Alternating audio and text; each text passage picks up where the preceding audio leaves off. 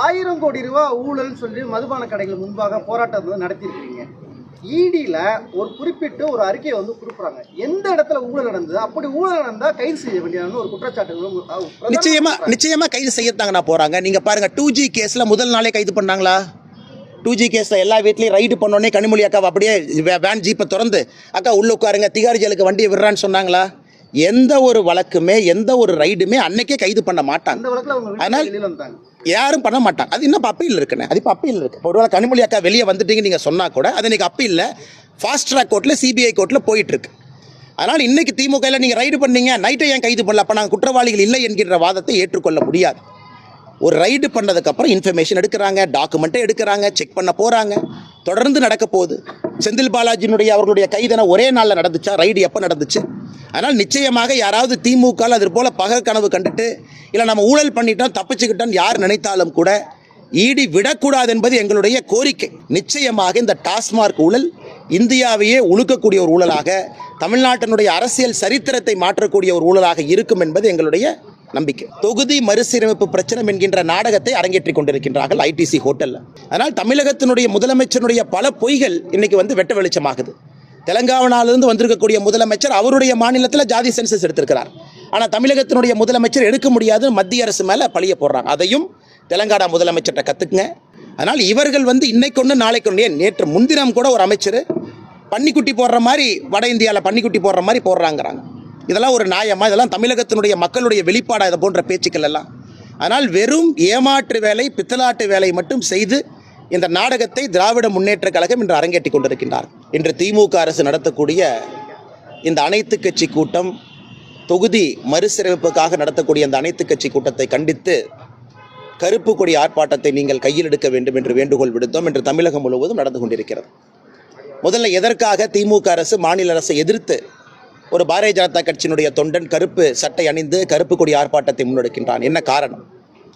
உங்களுக்கு தெரியும், தமிழகத்தை பொறுத்தவரை அண்டை மாநிலங்களோடு, குறிப்பாக பக்கத்து மாநிலங்களோடு பல பிரச்சனைகள் இருக்கக்கூடிய மாநிலம் நம்முடையது. கேரளாவை மட்டும் நீங்கள் எடுத்துக்கிட்டிங்கன்னா முல்லை பெரியார் அணை பிரச்சனை தொடர்ந்து நமக்கு இருக்குது. பேபி அணையை இன்னும் சரிப்படுத்த முடியாமல் தவிச்சுக்கிட்டு இருக்கோம். முல்லை பெரியார் அணையினுடைய நீர்மட்டத்தை உயர்த்த முடியாமல் தவித்து கொண்டிருக்கின்றோம். இதனால் லட்சக்கணக்கான விவசாய பெருமக்கள் ஒரு இடத்திலே பாதிக்கப்பட்டிருக்கின்றார்கள். மதுரை பகுதியிலிருந்து ஆரம்பிச்சிங்கன்னா முல்லை பெரியார் அணை பாசனம் முழுவதுமே. அதே போல் தென்காசி பக்கம் போயிட்டீங்கன்னா செண்பகவல்லி அணை, அந்த திமுகவினுடைய தேர்தல் அறிக்கை எண் 84 சொல்லியிருந்தாங்க, நாங்கள் ஆட்சிக்கு வந்தவுடன் செண்பகவல்லி அணையை சரிப்படுத்தி விடுவோம் என்று. அது இவங்க செய்யாதனால கிட்டத்தட்ட தென்காசி மாவட்டத்தில் மட்டுமே 2 லட்சத்திற்கு மேற்பட்ட விவசாய பெருமக்களுக்கு அங்கே பிரச்சனை இருக்குது. திருவனந்தபுரம் இருந்து வரக்கூடிய கழிவுகள் எல்லாம், குப்பை கூடங்கள் எல்லாம் இன்றைக்கி தமிழகத்திற்குள்ளே கொட்ட ஆரம்பிச்சிருக்கிறாங்க. அது தென்காசியாக இருக்கட்டும், கோயம்புத்தூராக இருக்கட்டும், கேரளா பார்டரை ஒட்டி தமிழகத்திற்குள்ளே அந்த கம்யூனிஸ்ட் ஆட்சி வந்த பிறகு கேரளத்தில் தமிழகத்தை பொறுத்தவரை மருத்துவ கழிவுகளிலிருந்து, மனித கழிவுகளிலிருந்து, மிருக கழிவுகளிலிருந்து எல்லா விதமான கழிவுகளும் இங்கே கொட்டுறாங்க. இது ஒரு பக்கம். கர்நாடகாவை பொறுத்தவரை நீண்ட நாட்கள் பிரச்சனை இருக்கக்கூடியது காவேரி பிரச்சனை. குறிப்பாக இன்று மேகதாத்து அணையை கட்டியே தீருவேன் என்று கர்நாடகாவினுடைய துணை முதலமைச்சர் திரு DK சிவகுமார் அவர்கள் கிளம்பியிருக்கின்றார்கள். தமிழக அரசு இதுவரை மறுப்பு கூட சொல்லலை. தமிழகத்தினுடைய முதலமைச்சர் இதுவரை எதிர்த்து கூட கேள்வி கேட்கல. பந்திப்பூரில் இரவு வாகன போக்குவரத்தை தடை செய்த பிறகு லட்சக்கணக்கான பொதுமக்கள் ஊட்டி, கூடலூரில் அவங்களுக்கு பிரச்சனை இருக்கு. பல ஆண்டுகளாக கேட்டுக்கொண்டிருக்கின்றோம், ஹொசூரினுடைய வளர்ச்சி பெங்களூரை ஒட்டி இருக்கணும். அதற்கு பொம்மசந்திரா பெங்களூரிலிருந்து ஹொசூர் வரைக்கும் ஒரு மெட்ரோ கனெக்ஷன், அது சென்னை பெங்களூர் மெட்ரோ காரிடராக வர வேண்டும் என்று சொல்லுகின்றோம். அதற்கும் கர்நாடக அரசு எதிர்ப்பு தெரிவிக்கிறது. இப்படி தமிழகத்திற்கு நியாயமாக வர வேண்டிய தண்ணீரிலிருந்து, நியாயமாக இருக்கக்கூடிய பிரச்சனைகளிலிருந்து எந்த ஒரு தீர்வு இல்லாமல் தமிழகத்தினுடைய முதலமைச்சர் அவர்கள் 4 ஆண்டுகளில் தமிழகத்தினுடைய உரிமையை முழுவதாக கோட்டை விட்டிருக்கின்றார். உங்களுடைய கவனத்திற்காக கேரளாவுக்கு மட்டுமே தமிழகத்தினுடைய முதலமைச்சர் மாண்புமிகு MK ஸ்டாலின் ஐயா 4 முறை போயிருக்கிறாங்க. 4 முறை போயிருக்கிறாங்க கேரளாவுக்கு மட்டுமே. 4 முறை போய் தமிழகத்தினுடைய பிரச்சனையை ஒரு முறை கூட பேசல. ஆனால் இன்று கேரளாவினுடைய முதலமைச்சர் திரு விஜயன் அவர்களாக இருக்கட்டும், கர்நாடகாவினுடைய துணை முதலமைச்சர் திரு DK சிவகுமார் அவர்களாக இருக்கட்டும், தெலங்கானாவுடைய முதலமைச்சராக இருக்கட்டும், இவங்க எல்லாத்தையும் சென்னையில் அழைத்து பிரச்சனையே இல்லாத இவங்க கற்பனைக்காக, இவர்களுடைய கனவுக்காக இவர்களாக ஏற்படுத்திய தொகுதி மறுசீரமைப்பு பிரச்சனை என்கின்ற நாடகத்தை அரங்கேற்றி கொண்டிருக்கின்றார்கள் ITC ஹோட்டலில். அதனால் தமிழக மக்களுடைய உரிமையை தொடர்ந்து விட்டு கொடுத்து கடந்த 4 ஆண்டுகளாக திமுகவினுடைய ஆட்சியில் உரிமையெல்லாம் விட்டு கொடுத்து இவர்களுக்கு அரசியல் லாபம் வர வேண்டும் என்பதற்காக கம்யூனிஸ்ட் ஆட்சியோடு நெருங்கிய தொடர்பு, காங்கிரஸ் ஆட்சியோடு நெருங்கிய தொடர்பு கொண்டு நம்முடைய உரிமைகள்லாம் விட்டு கொடுத்த மாநிலத்தினுடைய முதலமைச்சர் ஐயா மு.க. ஸ்டாலின் அவர்களை எதிர்த்து இந்த கருப்பு கொடி ஆர்ப்பாட்டம், கருப்பு சட்டை அணிந்து தமிழகம் முழுவதுமே பாரதிய ஜனதா கட்சியினுடைய தொண்டர்கள் ஆர்ப்பாட்டம் நடத்தி கொண்டிருக்கின்றார். இன்னைக்கு நடக்கக்கூடியது வெறும் நாடகம் மட்டும்தான். தொகுதி மறுசீரமைப்பில் தமிழகத்திற்கு எந்த விதமான பிரச்சனையும் வரப்போறதில்லை. தமிழகம் உட்பட எந்த மாநிலமாக இருந்தாலும், குறிப்பாக நம்முடைய தென்னிந்திய மாநிலங்கள் யாருமே அவர்களுடைய விகிதாச்சார அடிப்படைப்படி ஒரு சீட்டு கூட இழக்க போகிறதில்லை. எல்லாரும் இன்னைக்கு என்ன பொசிஷனில் இருக்காங்களோ அதே போல் இருப்பாங்க. தமிழ்நாட்டை பொறுத்தவரை 543 சீட்டில் 39 லோக்சபா சீட் நமக்கு இருக்குது. 7.17%. நாளை புதிய லோக்சபாவுடைய எண்ணிக்கை என்னவாக இருந்தாலும் கூட அதே 7.17% தமிழகத்திற்கு இருக்க போது, யூபிக்கு அதே இருக்க போது, கர்நாடகாவுக்கு அந்தந்த விகிதாச்சார அடிப்படையில் இருக்க போகுது. அப்படி இருக்கும் பொழுது இவர்களாக இவ்வளவு பிரச்சனை இருக்கும் பொழுது அதையெல்லாம் மறைத்துவிட்டு மறந்துவிட்டு ஒரு தொகுதி மறுசீரமைப்பு நாடகம் என்பதை நடத்தி கொண்டிருக்கின்றார்கள். இதையும் கண்டித்து பாரதிய ஜனதா கட்சியினுடைய தொண்டர்கள் தமிழகம் முழுவதுமே கருப்பு கொடி ஏந்தி, கருப்பு உடை அணிந்து ஆர்ப்பாட்டம் நடத்தி கொண்டிருக்கின்றார்கள். அன்பு சொந்தங்களே, உங்களுக்கும் தெரியும், நம்முடைய தொண்டர்கள் கோஷமிட்டபடி தமிழகத்தில் எங்கேயுமே படுகொலைகள் நடக்காத ஒரு நாளே இல்லை. பாலியல் வன்முறைகள் நடக்காத ஒரு நகரமே இல்லை. ஊழல் இல்லாத எந்த ஒரு அரசு துறையுமே இல்லை என்கின்ற அடிப்படையில் இதை தினமும் பார்த்து கொண்டிருக்கின்றோம். இதற்கெல்லாம் முதலமைச்சர் பேசணும். இன்னைக்கு இன்னொரு விஷயத்தை நம்முடைய முதலமைச்சருக்கு சொல்லிக்கொள்ள விரும்புகின்றேன். தமிழகத்தில் அனைத்து கட்சிகள் நிறைய பேர் சொல்கிறாங்க, நாம் இங்கே ஒரு காஸ்ட் சென்சஸ் எடுக்கணும், ஜாதி அடிப்படையில் எவ்வளவு மக்கள் இருக்கிறாங்க அப்படிங்கிற ஒரு கணக்கெடுக்கணும், அதன் பிறகு நம்முடைய திட்டங்களை எல்லாம் கொண்டு சேர்ப்பதற்கு முயற்சி எடுக்கணும். இன்னைக்கு தெலங்கானாவுடைய முதலமைச்சர் வந்திருக்கிறாங்க. அந்த மாநிலத்தில் அவர் ஜாதி சென்சஸ் எடுத்திருக்கிறாரு. எடுத்த பிறகு ரிப்போர்ட்டை வெளியிட்டிருக்கிறார். ஆனால் தமிழகத்தினுடைய முதலமைச்சர் என்ன சொல்லுவார்னா, நாங்கள் எடுப்பதற்கு அனுமதி இல்லை, மத்திய அரசு எடுக்கணும். அது எப்படி நியாயம்? அதனால் தமிழகத்தினுடைய முதலமைச்சருடைய பல பொய்கள் இன்னைக்கு வெட்ட வெளிச்சமாகுது. தெலங்கானாவிலிருந்து வந்திருக்கக்கூடிய முதலமைச்சர் அவருடைய மாநிலத்தில் ஜாதி சென்சஸ் எடுத்திருக்கிறார். ஆனால் தமிழகத்தினுடைய முதலமைச்சர் எடுக்க முடியாது, மத்திய அரசு மேலே பழிய போடுறாங்க. அதையும் தெலங்கானா முதலமைச்சர்கிட்ட கற்றுக்குங்க. இதில் நீங்கள் தொகுதி மறுசீரமைப்பு பற்றி பேசுங்க, பேசாமல் போங்க. ஆனால் தமிழர்களுடைய உரிமையாக இருக்கக்கூடிய முல்லை பெரியாறு, செண்பகவல்லி அணை, மருத்துவ கழிவு கொட்டுதல், இதெல்லாம் கேரளாட்ட பேசுங்க. Bommasandra Hosur corridor, Chennai metro Bangalore corridor, குறிப்பாக பந்திப்பூர் இரவு நேரத்தில் செல்லக்கூடிய வாகன போக்குவரத்து பிரச்சனை, மேகதாத்து அணைக்கு எதிர்ப்பு சொல்லி அனுப்புங்க. இன்னைக்கு வந்திருக்கும் பொழுது எதிர்ப்பு சொல்லி, ஆளுகின்ற கட்சியாக மத்தியில் இருக்கக்கூடிய பாரதிய ஜனதா கட்சி நாங்கள் எதிர்க்கிறோம். மோடி ஐயா தமிழகத்தினுடைய அனுமதி இல்லாமல் மேகதாத்து அணை கட்ட முடியாதுன்னு சொல்லியாட்டி, அப்படி இருக்கும் பொழுது தமிழகத்தினுடைய முதலமைச்சர் வாயை திறந்து தமிழகத்தினுடைய எதிர்ப்பை பதிவு செய்வதற்கு என்ன பிரச்சனை? இதையெல்லாம் முதலமைச்சர் அவர்கள் என்று செய்ய வேண்டும் என்று இந்த நேரத்தில் நாங்கள் வேண்டுகோள் விடுக்கிறோம். அவர் அரசியல் டிராமாக்காக இந்த மீட்டிங் இருந்தாலும் கூட ஒரு டீ, பஜ்ஜி, பிஸ்கட் சாப்பிட்ட பிறகு தமிழகத்தினுடைய உரிமையும் நிலைநாட்டி அந்தந்த மாநிலத்தினுடைய முதலமைச்சர்கிட்ட பேசி அனுப்புங்கன்னு நாங்கள் சொல்ல விரும்புகிறோம். அதை தாண்டி வந்திருக்கக்கூடிய பத்திரிகை நண்பர்கள் இந்த கடுமையான வெயில் நின்று கொண்டிருக்கின்றீர்கள். உங்களுக்கு நன்றியை தெரிவித்துக் கொள்வதோடு கேள்விகள் இருந்தால் கேளுங்கண்ணா, பதில் சொல்கிறோம். இப்படி வர்றாங்கண்ணா. சார் வணக்கம். 2 விஷயத்தை பிரதானமாக முன்வைக்கிறீங்க. ஒன்று கேரளாவில் இருக்கக்கூடிய அணை விவகாரம், அதே போல் கர்நாடகாவில் இருக்கக்கூடிய அந்த நீர் பங்கீட்டு தொடர்பான விவகாரத்தை முன்னிறுத்திக்கிறீங்க. இதை மத்திய அரசு செய்கிறதே மத்திய அரசு தானே, அதை செய்யாமல் திரும்பியும் மாநில அரசுக்கிட்டே நம்ம அதை சொன்னால் என்ன நியாயம்? ஆனால் மத்திய அரசுக்கு இதில் எங்கேயுமே பொறுப்பு இல்லைங்கன்னா. மத்திய அரசை பொறுத்த வரைக்கும் 2018 காவிரி ட்ரிபியூனல் அமைத்த பிறகு சகோதரருக்கு தெரியும், மிக தெளிவாக பாராளுமன்றத்தில் நாம் சொல்லிவிட்டோம், மேகதாத்து அணை தமிழகம், புதுச்சேரி, கேரளா இந்த 3 மாநிலத்தினுடைய அனுமதி இல்லாமல் எங்கே நீர் உற்பத்தியாகி வருகிறதோ அந்த மாநிலம், குறிப்பாக கர்நாடகா மாநிலம், அங்கே அணை கட்டுவதற்கு அனுமதி இல்லை என்று சொல்லிய பிறகு டி.கே. சிவகுமார் அவருடைய பேச்சை இங்கே சுட்டிக்காட்ட விரும்புகின்றேன். யார் அனுமதி கொடுத்தாலும் கொடுக்காவிட்டாலும் தமிழகத்தினுடைய அனுமதி எப்பொழுதும் தேவையில்லை, அணை கட்டியே தீருவேன் அப்படின்னு டி.கே. சிவகுமார் சொன்னார். மத்திய அரசு என்ன சொல்லுச்சு, நீ அணை கட்டணுமா எல்லா மாநிலத்தையும் கலந்து பேசு, அதில் யாராச்சும் ஒருத்தர் அப்ஜெக்ட் பண்ணால் கூட அணை கட்ட முடியாது என்று தெளிவாக சொன்ன பிறகு டி.கே. சிவகுமார் அவர்கள் இதை அரசியல் பிரச்சனையாக இதற்கு எடுத்த பிறகு நான் சொல்வது, தமிழகத்தினுடைய முதலமைச்சர் இதை எதிர்த்து ஒரு குரல் கொடுத்தாரா? இன்னைக்கு டி.கே. சிவகுமார் சித்தராமையா அவர்களை அழைப்பதற்காக பெங்களூருக்கு இங்கிருந்து மந்திரி அனுப்புகிறாங்க. போன மந்திரிகள் 39 எம்பிக்கள் இருக்கிறாங்க. யாராச்சும் போய் பெங்களூருக்கு போய் சித்தராமையா அவர்களை சந்தித்து, சிவகுமார் அவர்களை சந்தித்து தமிழகத்தினுடைய எதிர்ப்பை பதிவு செஞ்சாங்களா? எங்கேயுமே பதிவு செய்யல.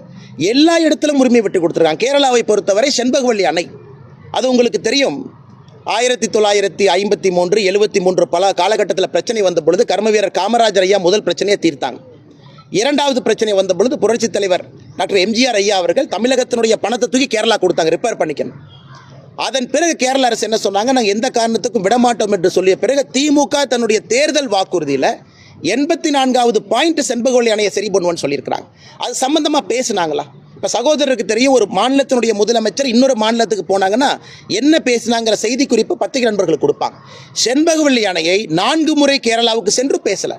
ஆனால் எங்களுடைய ஆதங்கம், நாங்கள் சொல்வது மத்திய அரசுடைய வாதமாகவே வச்சுக்கங்க. ஏன்னா ஆளும் கட்சியாக இருக்கக்கூடிய தமிழக பாரதிய ஜனதா கட்சி மத்தியில் நாங்கள் சொல்கிறோம், இது இல்லை எதிர்ப்பு தெரிவிச்சாச்சு. அப்படி இருக்கும் பொழுது திமுக வாயை திறந்து அவர்கள் எதிர்ப்பை பதிவு செய்வதற்கூட என்ன பிரச்சனைன்னு தான் நாங்கள் கேட்குறோங்கண்ணா. பந்திப்பூரில் இரவு நேர போக்குவரத்து பிரச்சனை, இது 2 மாநில அரசும் உட்கார்ந்து ஒரு முறையாவது பேசலாமே. உச்சநீதிமன்றம் தீர்ப்பு இருக்கலாம், இருவரும் உட்கார்ந்து ஒரு முறை கூட பேசலையே. பொம்மை சந்திரா டு ஹொசூர் அந்த 23 கிலோமீட்டர் மெட்ரோ லைனை போட்டிங்கன்னா ஹொசூரினுடைய வளர்ச்சி எப்படி இருக்குங்கண்ணா? எப்படி இருக்கும்? அதில் பெங்களூர் என்ன சொல்கிறாங்க, இல்லை பெங்களூருக்கு வெளியிருந்து தான் கனெக்ஷன் கொடுப்பேன், நமக்கு Bangalore central to Hosur connect பண்ணணும்னு நாம கேட்குறோம். இது சம்பந்தமாக ஒரு பேச்சுவார்த்தை நடத்துனீங்களா? காஸ்ட் ஷேரிங் பற்றி நடத்துனீங்களா? எதுவுமே பேசாமல் தினமும் அரசியல் மட்டும் பேசி கொண்டிருந்தால் மாநிலத்தினுடைய வளர்ச்சியை முழுமையாக நம்முடைய முதலமைச்சர் விட்டு கொடுத்து விட்டார் என்பதுதான் எங்களுடைய கோபம் மட்டுமல்ல, ஆதங்கம். விகிதாச்சார அடிப்படையில் தொகுதி மறுசீரமைப்பு செய்யப்படும் சொல்றாங்க. ஆனால் ஊபி, பீகார் மற்ற மாநிலத்தில் விகிதாச்சார அடிப்படையை விட கூடுதலாக தொகுதி வருது, நம்ம விகிதாச்சார அடிப்படையில் குறைவான தொகுதி வருது அவங்களுடைய பாயிண்ட் ஆகிறாங்க. ஆனால் இல்லைங்கண்ணா, இல்லை 1972 நீங்க ஃபாலோ இல்லைங்கண்ணா. இன்னைக்கு 1971 சென்சஸ் நடந்துச்சு கடைசியாக, அதாவது இந்த தொகுதி மறுசீரமைப்பை பொறுத்தவரை 71 சென்சஸை வச்சு நாம் சுதந்திரத்தின் பொழுது இந்தியாவில் இருக்கக்கூடிய மொத்தமாக லோக்சபா எம்பி 469. முதல் தேர்தல் 1951-52 469லிருந்து 543 வரை நம்ம ஏற்றிருக்கிறோம் 20 வருஷத்தில். எப்படின்னாங்கன்னா ஒரு 10 ஆண்டு கால சென்சஸை வச்சு. இப்போ 71 சென்சஸை வச்சு 543.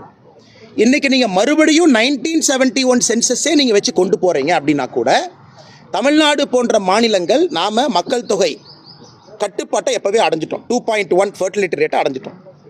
இன்றைக்கி நாம் கேட்பது தமிழ்நாடுக்கு 7.17, மொத்தம் 543ல் 39 7.17.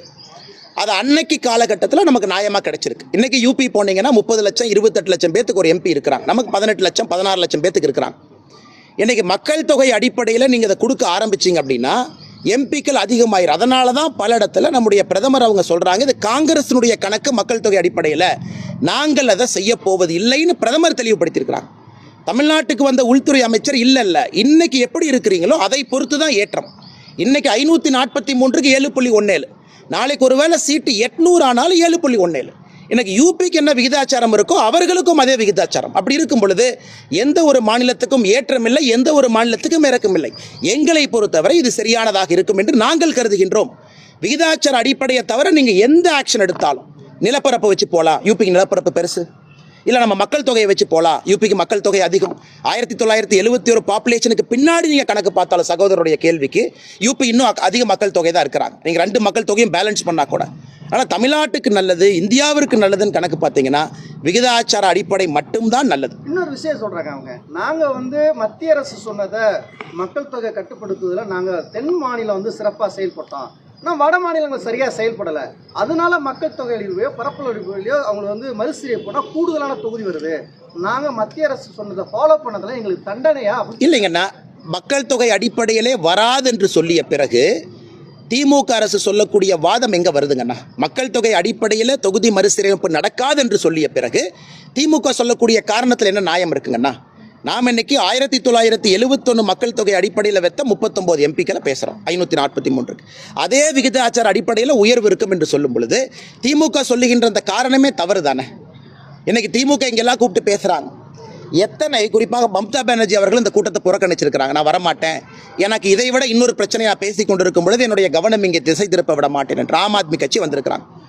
இதே திமுக வடக்கில் இருக்கக்கூடிய இந்தியர்களை எத்தனை முறை தவறாக பேசியிருக்கிறாங்க.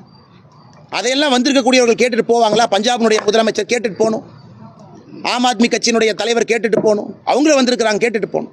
அதனால் இவர்கள் இன்னைக்கு ஒன்று நாளைக்கு ஒன்று, நேற்று முன்தினம் கூட ஒரு அமைச்சர் பன்னிக்குட்டி போடுற மாதிரி வட இந்தியாவில் பன்னிக்குட்டி போடுற மாதிரி போடுறாங்கிறாங்க. இதெல்லாம் ஒரு நியாயமா? இதெல்லாம் தமிழகத்தினுடைய மக்களுடைய வெளிப்பாடாக இதை போன்ற பேச்சுக்கள் எல்லாம் ஆனால் வெறும் ஏமாற்று வேலை, பித்தலாட்டு வேலை மட்டும் செய்து இந்த நாடகத்தை திராவிட முன்னேற்ற கழகம் இன்று அரங்கேற்றி கொண்டிருக்கின்றார். 1000 கோடி ரூபாய் ஊழல் சொல்லி மதுபான கடைகள் முன்பாக போராட்டம் வந்து நடத்தியிருக்கீங்க. இடியில ஒரு குறிப்பிட்டு ஒரு அறிக்கையை வந்து கொடுக்குறாங்க. எந்த இடத்துல ஊழல் நடந்தது, அப்படி ஊழல் நடந்தா கைது செய்ய வேண்டியது ஒரு குற்றச்சாட்டு நிச்சயமா கைது செய்யத்தாங்கண்ணா போறாங்க. நீங்க பாருங்க, 2G கேஸ்ல முதல் நாளே கைது பண்ணாங்களா? 2G கேஸ்ல எல்லா வீட்லையும் ரைடு பண்ணோடனே கனிமொழி அக்காவை அப்படியே வேன் ஜீப்பை திறந்து அக்கா உள்ள உட்காருங்க, திகார் ஜெயிலுக்கு வண்டியை விடுறான்னு சொன்னாங்களா? எந்த ஒரு வழக்குமே, எந்த ஒரு ரைடுமே அன்னைக்கே கைது பண்ண மாட்டாங்க. அதனால் யாரும் பண்ண மாட்டாங்க. அது இன்னும் அப்பீல் இருக்குண்ணே, அது இப்போ அப்பீல் இருக்கு. ஒருவேளை கனிமொழி அக்கா வெளியே வந்துட்டீங்க நீங்க சொன்னா கூட அது இன்னைக்கு அப்பீல்ல ஃபாஸ்ட் ட்ராக் கோர்ட்ல, சிபிஐ கோர்ட்ல போயிட்டு இருக்கு.